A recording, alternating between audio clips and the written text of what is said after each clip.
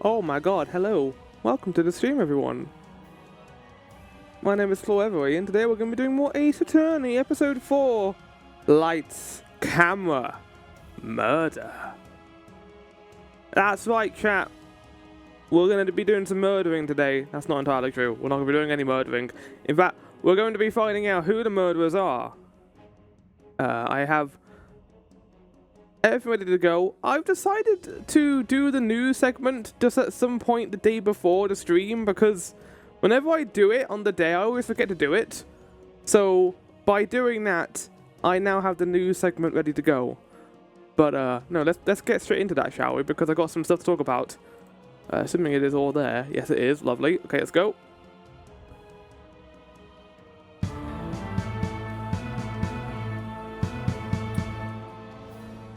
Schedule for the week, chat.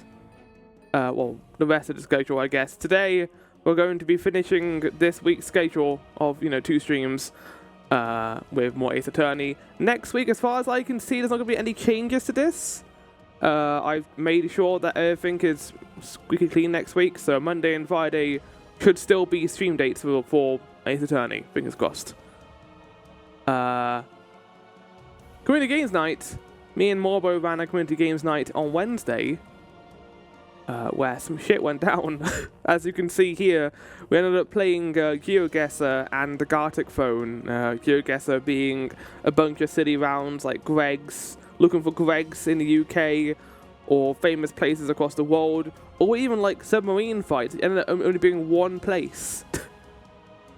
I wonder if it was more than one place. You just had to refresh and it would have showed you a new location. I wonder.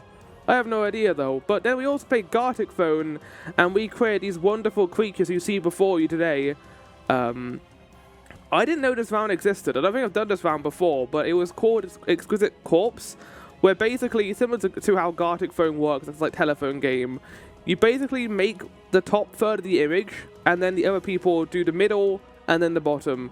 And that's what we created. We created some lads. The one I contributed the most to, I think, is probably Gothstar and Kirby's Methland. All I did with the basket one was give him legs and feet. I was going to give the feet like foot fungus, but I didn't know how to do that, so I decided against it. But yeah, as I said here, creating some new monsters. That was quite a lot of fun. I'm going to try and get another community games night in September. But I'll need to check with Morbo first. It depends because we've also got a VOD quiz in September. I don't want to like do too much and then have no time for anything. But yeah, that's the community games night. Moving on, I finished Dawn of Sorrow yesterday. I ended up getting it all complete. It actually wasn't that long, to be fair. This Castlevania games are usually not that long anyway. They ran 7 hours. So I did part 2 and I did part 3. I think I mentioned during the review at the end that I feel this game is kind of on the same level as Aria. I wouldn't say there's a definite improvement, at least in the graphic and the enemy design department, there's an improvement. But there are a couple of downgrades to this, I would say, in the form of the weapon system and how this game, even more so than Aria, encourages you to grind souls. I don't like that. I never liked it. I don't like it as a mechanic. But flower is also a thing in Bloodstained. I don't like it in Bloodstained either. I don't like having to farm souls. At least in Bloodstained, you can get soft-locked and end up like... Well, not soft-locked. You can't really get lost in Bloodstained requiring a soul to get somewhere because it usually drops the first time if you need a specific soul.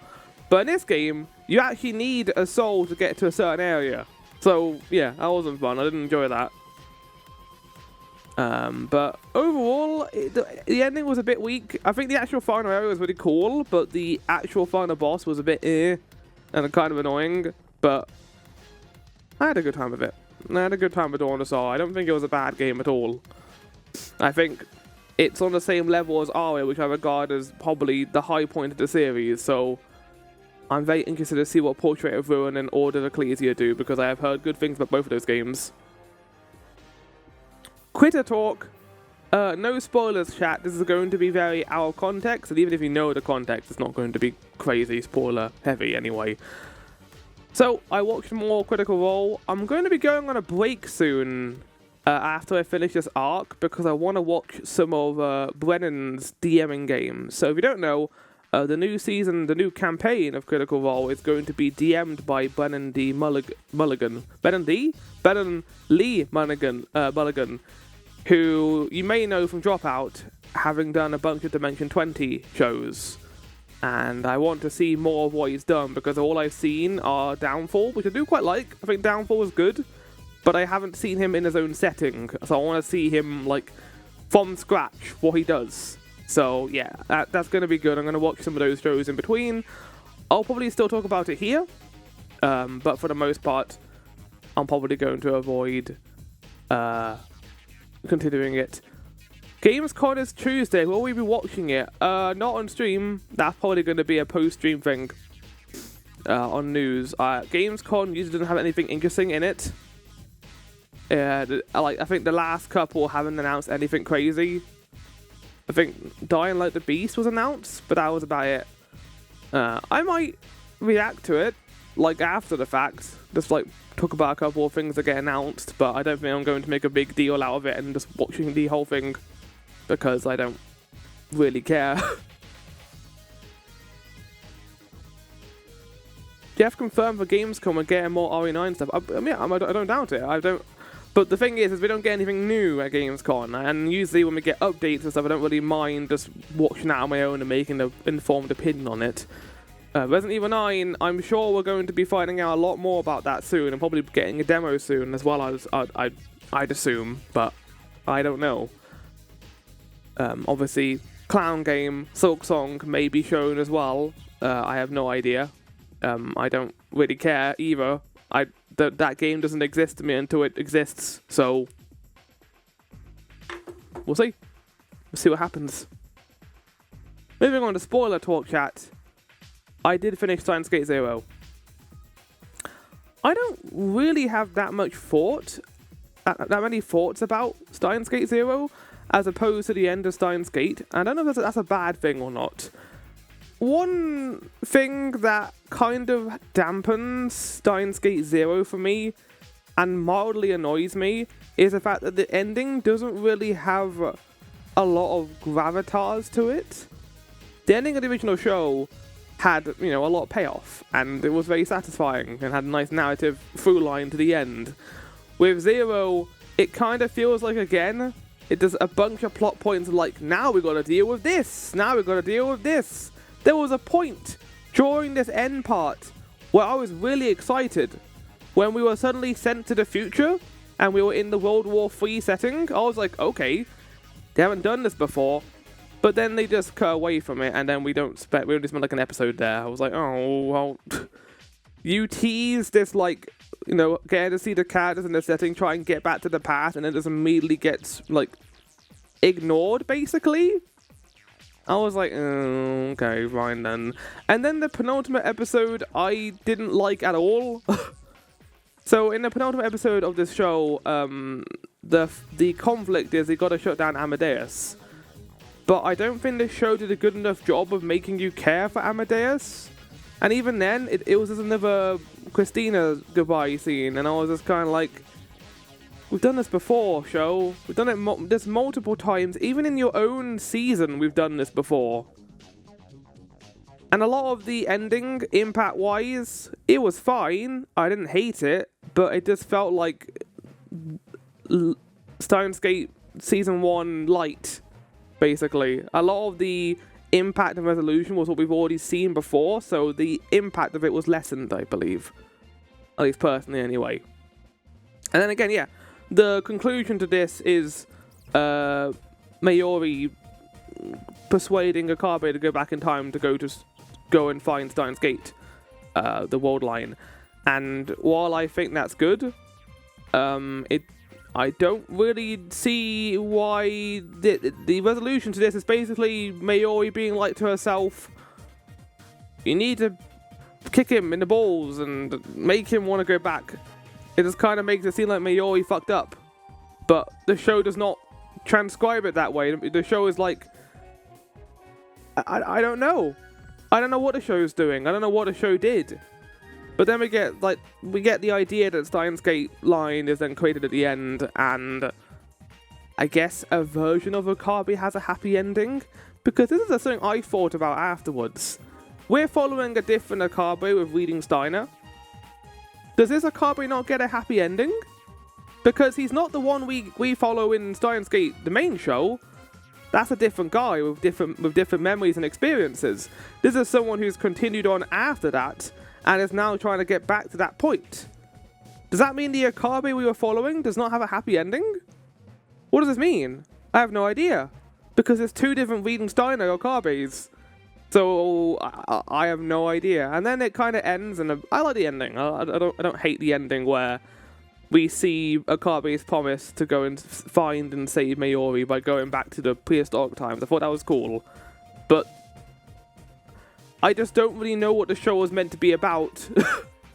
Was it meant to be about, like, what's the resolution here? Because it feels a lot to me like Steins Gate Zero is a massive epilogue with a lot of plot points that, you know, have nice resolutions to them to a certain extent. I mean, they give Ruka a nice ending. They give Mayho a nice ending. But there were characters in this who appear and then just disappear. Like, there's so much this season where it feels like we just want to do more Steins Gate but don't necessarily know how to do it in a satisfying way. And then it kind of brings me back to the brainwashed child plotline, which I hate. I really don't like it. I think that the Amadeus was a lot more interesting when it was just about, like, computer program Christina and dealing with that. But the show jumps around so much, we don't really get to spend too much time on that. And then when we do get to the Amadeus goodbye scene, it feels like it's out of nowhere. I think the show achieves a couple of things, mainly just being a slice of life and getting to see these characters again. I think it achieves that. But there are a couple of things where I would have been like, I think a lot of this show would be better if it didn't try and just beat Steins Gate again. Like, just do something different, and then have a different means to achieve Steins Gate at the end, rather than it just being, go to the past and convince Akabe to just do the same thing again. Instead, we got this weird ending where I was just kind of sitting there like, oh, we're done now. I didn't watch the Valentine's episode afterwards either because I didn't really see the point, because it wasn't set afterwards, it was set during the other events, and I don't really want to see sad Akabe again, so that was something that I did like about the ending, as we got to see mad scientist Akabe again. I enjoyed that. It was brief and didn't last very long. There's certain parts, again, that I do like. I don't hate the idea of Akabe going back in time through D-mails. They explained that well enough, and seeing his friends help him do that was cool. And Amadeus being alongside him during that was also cool. But again, it ends in the exact same way the original show ended. And I'm sorry, but you can't hit me with the same emotions twice, because it doesn't mean anything the second time. It's just, okay, goodbye, I guess. You were a character I wasn't meant to be attached to. That was the point, I thought, that we weren't meant to be getting attached to you, but no, I guess we are going to be. Good. But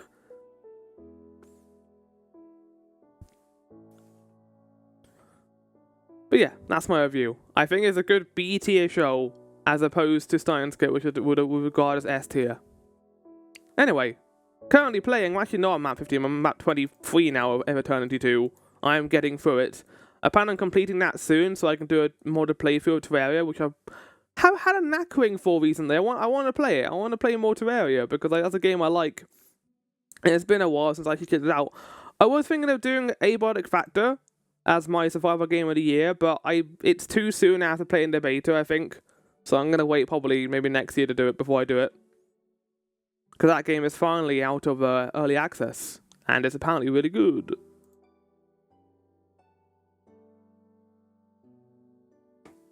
Also, this is Minecraft music right now. It's very nice to listen to. Okay, what is this? Parachute. Welcome in, Michael Patterson. I'm currently doing my guess the game before I begin. Is this Just Cause 1? It's Just Cause 2. I kind of had a feeling when I saw the parachute, but I didn't know until that point. Super Paper Mario. Not rated. I don't know what this is, chat. Vib Ribbon. When did it come out? PS1. Huh. Kind of a cool looking game, actually. Also, I get rid of the spoiler text. I don't need that anymore.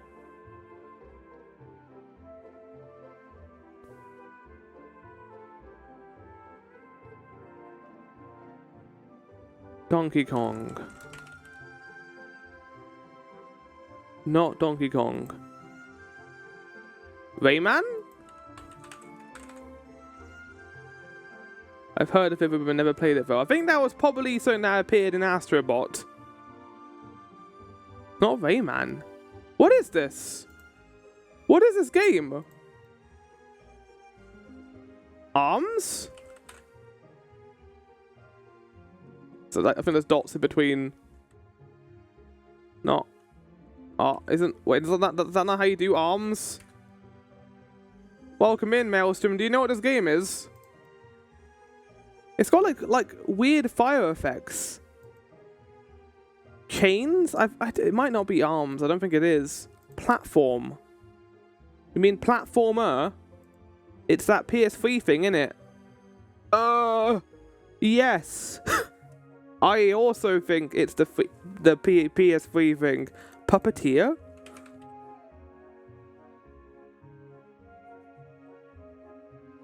There we go. Thank you, Maelstrom, for the answer. Oh my god, this is a Super Smash Bros. Ball. I know there's skies anywhere. It's not. The fuck is this? This Perfect Dark? What? This got 93%. Quake? This is not Quake, surely. It's one of the Quake games, though. Quake 3. Oh. Is that really what Quake looks like? I thought Quake was like more gothic. I thought there was like gothic castles and stuff. That's what I always thought Quake was. Huh. There you go. I mean, I've been playing Eternity 2 right now, which has been great. So, that's a nice little connection to that, I guess. Right, chat. Let's get into some Ace Attorney, shall we? I'll see you guys in there. Right now, in fact.